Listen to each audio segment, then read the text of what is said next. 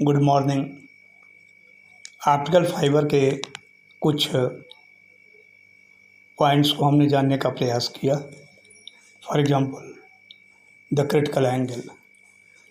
Critical angle की क्या उपयोगिता है, क्यों आवश्यकता पड़ती है, तो मैं थोड़ी सी बात आपको इनिशियली जो ऑलरेडी कर चुके हैं उसको रिपीट कर दूं, तो फिर एंगल ऑफ एक्सेप्टेंस क्या होता है इसके बारे में फिर मैं आपको बताने का प्रयास करूंगा। टू स्टार्ट विथ, जब एक किरण डेंसर से रेयरर मीडियम में जाती है तो अभिलंब से दूर हटती है, और जब रेयरर से डेंसर मीडियम में जाती है, for example air to glass, तो ये अभिलंब की तरफ झुक जाती है, bends towards the normal. Snell's law को इन कंडीशंस के लिए लिखी जा सकती है, और मैंने आपको बताया है स्नेल के नियम को लिखना बहुत ही आसान है। फॉर एग्जांपल यही फिगर मैं ले लूँ, without any reference eight the point P a ray is incident at an angle of I and it is entering from one medium, the rarer medium, जिसका रिफ्रैक्टिव इंडेक्स है n0, it is entering in another medium of which the refractive index is n1 is behaving as a denser medium। तो Snell's law लिखने की कोशिश करें तो यहाँ आ जाएगा n0 sin I it is equal to n1 sin R। तो एक जनरलाइज तरीका हम लोगों ने सीखा कि जिसकी सहायता से स्नेल्स के इक्वेशन को लिखा जा सकता है। फिर उसमें जो प्रोपेगेशन होता है ऑप्टिकल फाइबर से, तो ऑप्टिकल फाइबर के कंस्ट्रक्शन को जाना, और वह propagation through optical fibre is through the mechanism of total internal reflection. अब टोटल इंटरनल रिफ्लेक्शन कब होता है? जब रे डेंसर से रेयरर मीडियम में जाती है, and when the angle of incidence at the boundary of the denser and the rarer medium is equal to critical angle. The angle of incidence at the boundary is equal to critical angle. Then the angle of refraction will be equal to 90 degree, and this angle is said to be the critical angle. और critical angle के लिए हम लोगों ने n2 और n1 के संदर्भ में एक इक्वेशन डेवलप किया, sin theta c it is equal to n2 by n1। Optical fibre के संदर्भ में n2 is the refractive index of the cladding and n1 is the refractive index of the core, and the ratio of n2 to n1 gives us the value for the sine of the critical angle sin theta c। अब core cladding optical fibre के construction में आप जान चुके हो, तो यह एक ऑप्टिकल फाइबर है। ऑप्टिकल फाइबर कितनी तरह के होते हैं हम लोगों ने पढ़ा है। Step index fibre SIF, graded index fibre GIF and W index fibre. फिर यूसेज के अनुसार single mode fibre and multi mode fibre. तो यह कोई एक फाइबर है। ये लाइन बाउंड्री है कोर की, और क्लैडिंग की स्टार्टिंग है। तो कोर क्लैडिंग का बाउंड्री है, इसको हम कहते हैं कोर क्लैडिंग इंटरफेस। यहाँ से लेकर के यहाँ तक कोर है, और कोर का refractive index through out n1 है। The value for the refractive index n1 is the refractive index of the core. Core को चारों तरफ से घेरे हुए रहता है क्लैडिंग। 3 डायमेंशनल पिक्चर है, हम इसका cross sectional view 2 dimensional case में कंसीडर करते हैं, और क्लैडिंग का रिफ्रैक्टिव इंडेक्स होता है n2। The relationship between the refractive indices of core and cladding is such that n1 is greater than n2। Denser से रेयरर मीडियम में किरण जाएगी। अब एक किरण हम यहाँ पर कंसीडर करते हैं। देखिए ये किरण जा रही है, it is incident at an angle of phi at the core cladding interface. Core cladding interface का मतलब कोर और क्लैडिंग को अलग करने वाली लाइन। तो ये इसको हम कोर क्लैडिंग इंटरफेस कहते हैं। इस कोर क्लैडिंग इंटरफेस पर the angle of incidence is equal to phi. If the value for this phi is equal to the critical angle, और फिर मैं याद दिला दूँ, क्रिटिकल एंगल का मतलब sin theta c is the critical angle, it is equal to n2 by n1. So when the value for phi c it is equal to theta c, then the angle of refraction will be equal to 90 degree. And if this angle phi is more than the critical angle, then it will be reflected back in the core again, and through the mechanism of total internal reflection यह optical fibre में propagate करती हुई चली जाएगी एक सिरे से दूसरे सिरे तक। ना in the language of the optical fibre, उस एंड को जिसको नॉर्मली हम सेंडिंग एंड कहते हैं, ऑप्टिकल फाइबर के टर्मिनोलॉजी में इसको हम लॉन्चिंग एंड कहते हैं। तो देखिए समस्या इस तरह की है कि एक्चुअली ऑप्टिकल सिग्नल को हम इंसिडेंट कराएंगे from outside at the launching end at the point P. P बिंदु पर एक किरण इंसिडेंट है at the launching end at an angle of incidence I. यह रेयरर मीडियम है। कोर का रिफ्रैक्टिव इंडेक्स n1 है, यह डेंसर मीडियम है। रेयरर मीडियम का हमने रिफ्रैक्टिव इंडेक्स मान रखा है n0 और डेंसर मीडियम कोर का रिफ्रैक्टिव इंडेक्स है n1। जब रेयरर से डेंसर की तरफ जाती है तो अभिलंब की तरफ झुक जाती है। ये जो फाइबर एक्सिस है, जो डॉटेड लाइन है, this is perpendicular eight the launching end. तो लॉन्चिंग एंड की तरफ यह किरण झुक जाती है। यदि हम यहाँ पर स्नेल्स लॉ लिखने का प्रयास करें तो n0 sin i it is equal to n1 sin r, यह इक्वेशन बनेगा। उस इक्वेशन से हम क्या डिराइव करेंगे, क्या नई बात निकलेगी, तो इसके बारे में थोड़ी सी हम बात आपसे कर लें कि देखिए एक्चुअल एंगल ऑफ इंसिडेंस तो यहाँ हो रहा है लॉन्चिंग एंड पर eight the point P, outer side से हो रहा है, outside of the optical fibre हो रहा है।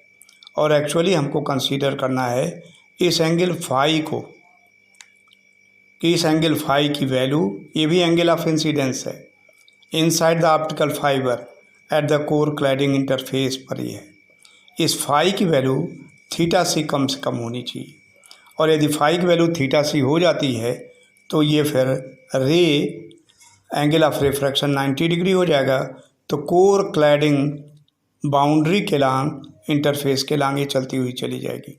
और यदि फाई की वैल्यू थीटा सी से अधिक हो जाए तो ये फिर कोर में ही लौट आएगी और टोटल इंटरनल रिफ्लेक्शन के माध्यम से लॉन्चिंग एंड से रिसीविंग एंड तक ऑप्टिकल सिग्नल पहुंच जाएगा। तो हमारा मेन फोकस है कि ये एंगल ऑफ इंसिडेंस कितना होना चाहिए eight the launching and from the outside of the optical fibre कितना होना चाहिए, ताकि angle of incidence core cladding interface पर थीटा सी या थीटा सी से अधिक हो जाए। तो पहले हम कम से कम थीटा सी कर लें, तो उसको अधिक थोड़ा हम करने की क्या स्थिति होगी वो हम जान जाएंगे, उसे हम कर देंगे। तो फिर हम let us start from the right from the very beginning. यहाँ से किरण चल रही है रेयरर मीडियम से, डेंसर में जा रही है, अभिलंब की तरफ झुक जा रही है। स्नेल्स लॉ को लिख सकते हैं n0 sin i it is equal to n1 sin r। तो यही इक्वेशन यहाँ लिखा हुआ है। इस फिगर को ध्यान में रखिएगा, आवश्यकता पड़ेगी तो फिर मैं आपको दिखाऊंगा। देखो n0 sin i, अभी जो मैंने कहा मैं साइड में इसको रख लूँ तो फिर शायद स्पष्ट हो जाए। n0 sin i, so here we are having n0 sin i on the left hand side and this is equal to n0 sin i, this is equal to n1 sin r। तो n1 sin r के बराबर ये लिखा जा सकता है, ये यहाँ लिखा है n0 sin i it is equal to n1 sin r। अब देखिए हम इंटरेस्टेड हैं दो एंगल्स में, एक तो angle of incidence from outside I, angle of incidence from the outside I, और दूसरा इंटरेस्टेड है इस आर में नहीं, हम इंटरेस्टेड हैं इस एंगल फाई में कि ये फाई कितनी होनी चाहिए। तो हमारा प्रयास ये होना चाहिए, देखो ये लंब खींच दिया कोर क्लैडिंग इंटरफेस पे, ये कोण 90 अंश हो गया। r + phi मिलके 90 अंश होगा, इसलिए फाई की वैल्यू 90 - r हो जाएगा। तो हम फाई को इंट्रोड्यूस करना चाहेंगे, तो phi will be equal to 90 - r, और r आया हुआ है इस इक्वेशन में r, तो r will be equal to, r की वैल्यू बताओ कितना होगा, r will be equal to 90 - phi। तो हम फाई और i दोनों कोण पा जाएंगे। अभी स्नेल्स लॉ में हम केवल पा रहे हैं n0 sin i it is equal to n1 sin r। Sine r की जगह पर फाई हम चाहते हैं, तो r की जगह पर फाई के टर्म में हम 90 - phi लिखेंगे, that is equal to r। तो देखिए यही चीज़ यहाँ की गई है। स्नेल्स लॉ के अनुसार n0 sin i on the left hand side it is equal to n1 sin r। अब फिर हम लिखते हैं n0 sin i, r को हम फाई के टर्म में लिखने की कोशिश कर रहे हैं, तो r + phi is equal to 90 degree, तो r will be equal to 90 - phi। तो ये हो जाएगा sin 90 - phi। अब दो कोण हम पा गए i और phi, फिर न sin 90 - phi को हम लिख सकते हैं cos phi। तो n0 sin i is equal to n1 cos phi, ये इक्वेशन हमें प्राप्त हो गया। ये अभी स्नेल्स लॉ है, लेकिन स्नेल्स लॉ को r के टर्म में न लिख करके हमने फाई के टर्म में लिख रखा है, एक मॉडिफाइड फॉर्म हो गया इसका in terms of phi. i angle of incidence है, outside of the optical fiber कितनी वैल्यू है, और फाई एंगल ऑफ इंसिडेंस है inside the optical fiber core cladding interface पर, इसकी वैल्यू कितनी है। तो ये i और फाई की स्थिति आ गई। अब देख लो पहले प्रकृति इसकी देख लो, ये इक्वेशन क्या है। यहाँ साइन i है, i को बढ़ाएंगे तो साइन i की वैल्यू बढ़ती जाएगी, n0 फिक्स्ड है, n1 फिक्स्ड है। i यदि बढ़ाएंगे तो साइन i बढ़ता जाएगा, क्यों, साइन 0 0 साइन 90 इज 1। लेकिन यहाँ फाई की देखो स्थिति क्या हो जा रही है, कास फाई की प्रकृति बिल्कुल साइन की उल्टी होती है। Cos 0 is 1 and cos 90 is 0। Phi जैसे जैसे बढ़ेगा कास फाई की वैल्यू घटेगी, आई जैसे जैसे बढ़ेगा साइन आई की वैल्यू बढ़ेगी। तो ये बढ़ेगा कोण बढ़ने के साथ, ये घटेगा कोण बढ़ने के साथ। अब देखिए आप क्या चाहते हैं कि फाई की वैल्यू घटे नहीं, कम से कम थीटा सी हो या थीटा सी से ज़्यादा हो, तो इसको हमको बढ़ाना है। तो बढ़ाने के लिए ये एंगल घटाना पड़ेगा। कास 0 इज 1, कास 90 इज 0, तो फाई की वैल्यू घटाना पड़ेगा, और फाई की वैल्यू घटाने के लिए आई को भी घटाना पड़ेगा। ठीक, फाई आप बढ़ाएंगे तो कास फाई की वैल्यू घटेगी, फाई यदि घटाएंगे तो कास फाई की वैल्यू बढ़ेगी। तो इसलिए हम फाई की वैल्यू चाहते हैं कि बढ़े ही, कम से कम थीटा सी हो और थीटा सी से ज़्यादा हो। तो जब इसको बढ़ाएंगे तो ये घटेगा, जब ये घटेगा right hand side n0 n1 fixed है, तो साइन आई को भी घटना चाहिए, इसलिए आई को घटना चाहिए। तो इसलिए एंगल ऑफ इंसिडेंस हम मनमाने ढंग से इस एंड पे नहीं रख सकते हैं। आई की वैल्यू एक मैक्सिमम ही रख सकते हैं, और उससे अधिक कर दिया तो ये बढ़ेगा, और ये बढ़ेगा तो फिर फाई और कम हो जाएगा, तब कास फाई बढ़ेगा। और फाई की वैल्यू यदि कम हो गई, लेस देन थीटा सी हो गई, तो ये फिर क्लैडिंग में रिफ्रैक्ट हो जाएगा, और क्लैडिंग में रिफ्रैक्ट हो जाएगा तो हमारे लिए किसी काम का नहीं आएगा, हमारे लिए ये लास्ट हो जाएगा, एटेनुएटेड हो जाएगा, it will not be propagated, it will be refracted in the cladding, ऐसी स्थिति प्राप्त हो जाएगी। तो आई की एक मैक्सिमम एंगल ही हो सकती है, मैक्सिमम वैल्यू हो सकती है, उससे अधिक कर देंगे तो फाई घटेगा। तो आई की वह मैक्सिमम वैल्यू जिसके लिए फाई की वैल्यू थीटा सी के बराबर आएगी। बात समझिए हम क्या कहना चाहते हैं। आई की वह मैक्सिमम वैल्यू, क्योंकि उससे ज़्यादा कर देंगे तो यह और कम हो जाएगा, तो और कम हम चाहते नहीं हैं। तो कम से कम ये थीटा सी हो।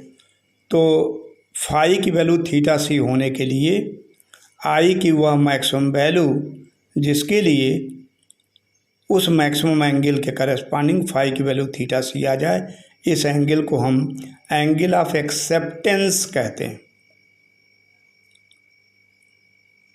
आई is the maximum value of angle of incidence at the launching end, for which the angle of incidence at the core cladding interface is equal to theta c।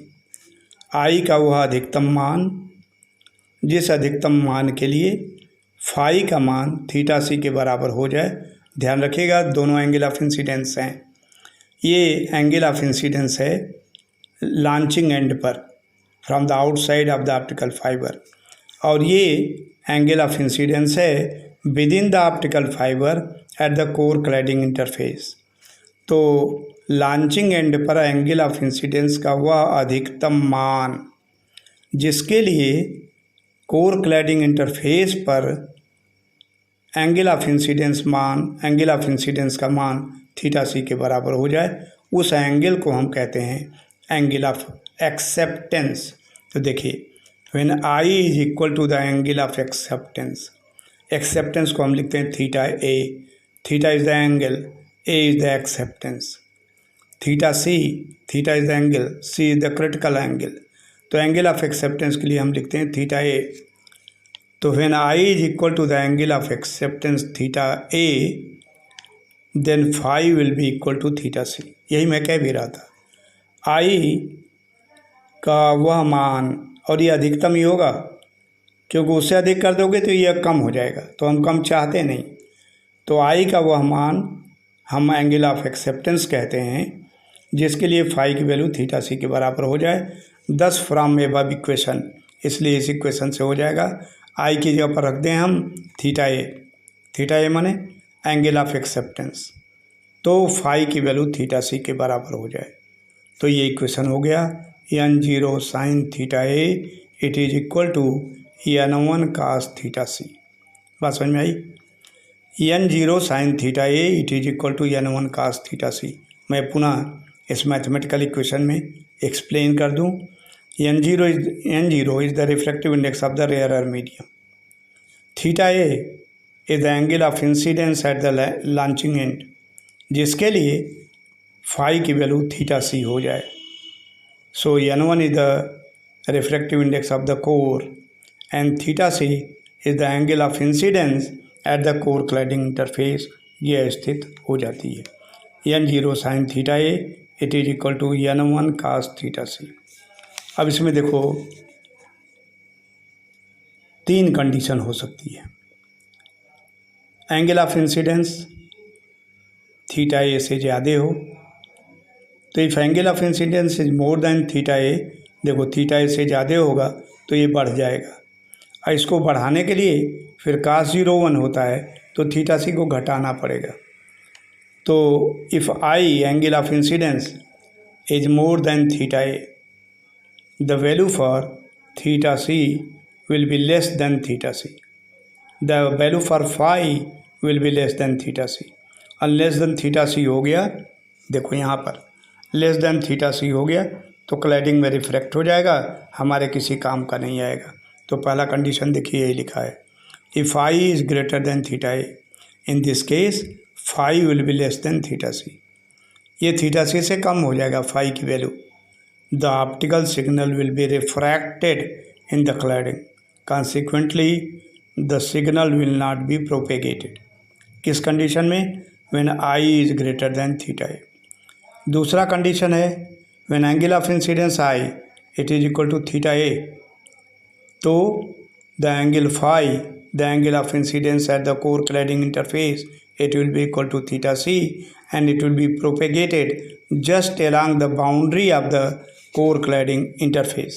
दूसरा कंडीशन देखिए लिखा है, if I is equal to theta a, in this case phi is equal to theta c। obvious, if I is equal to theta a, phi will be equal to theta c।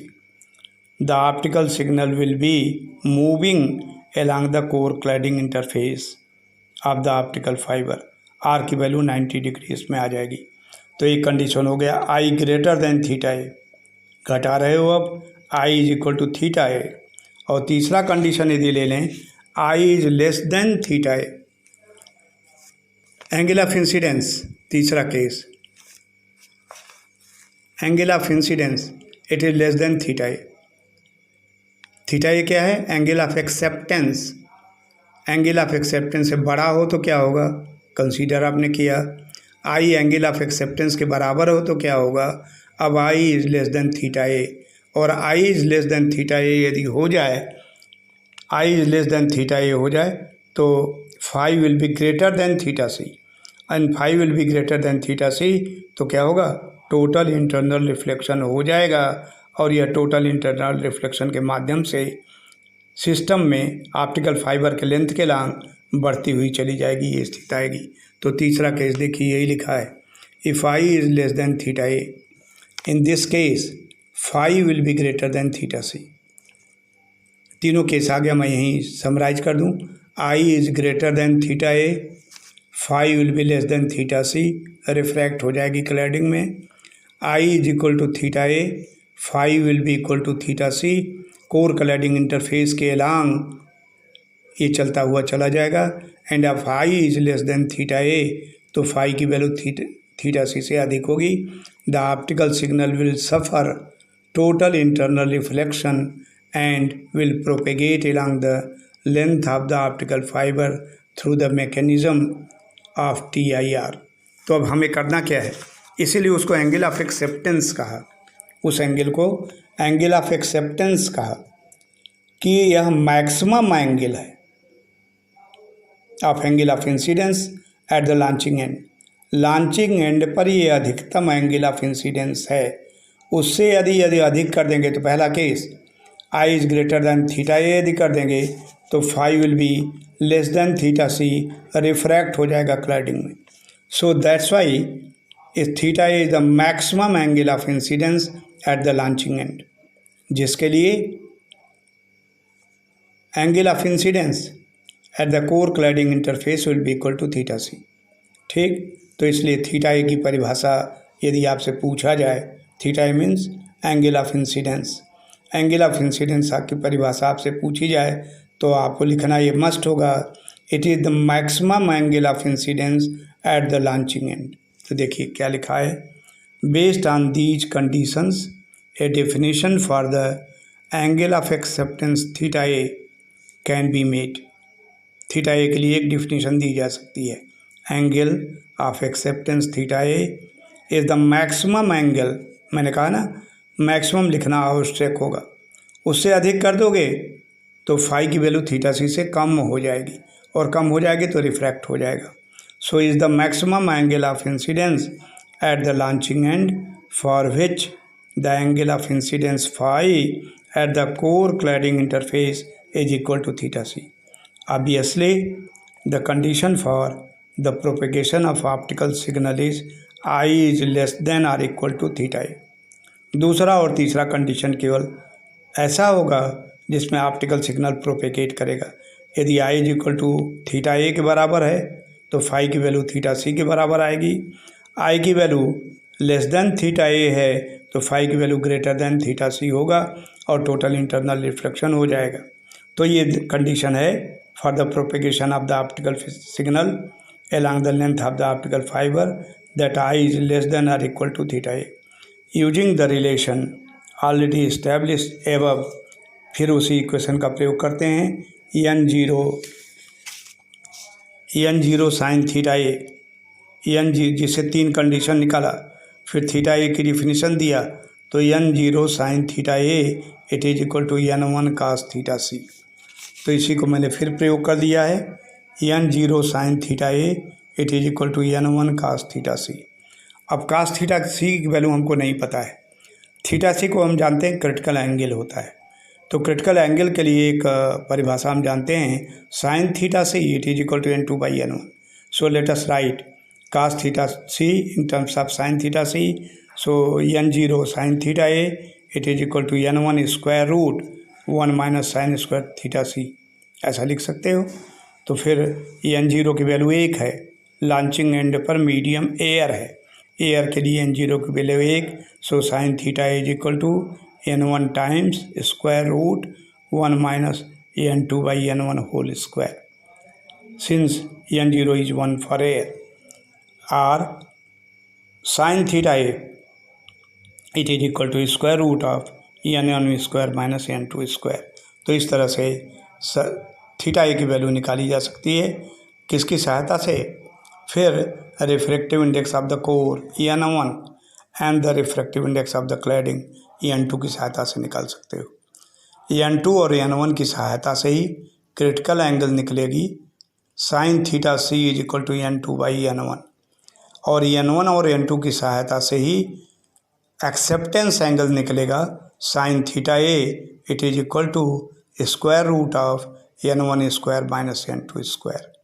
n1 is the refractive index of the core and n2 is the refractive index of the cladding। तो इस तरह से sign एक नए angle of acceptance से परिचय आपका प्राप्त हुआ, उसका डेफिनेशन आपने जाना, क्या इसका रोल है और इसकी वैल्यू कैसे निकाली जा सकती है ऑप्टिकल फाइबर के लिए, वो इक्वेशन भी आपने प्राप्त किया। तो दो तरह के एंगल से आप परिचित हुए, the critical angle and the angle of acceptance, और दोनों को मैथमेटिकली न्यूमेरिकल प्रॉब्लम आ जाए तो कैसे इवेल्युएट कर सकते हैं, इनके लिए इक्वेशन आपने प्राप्त किया। So this is all for today, thank you very much.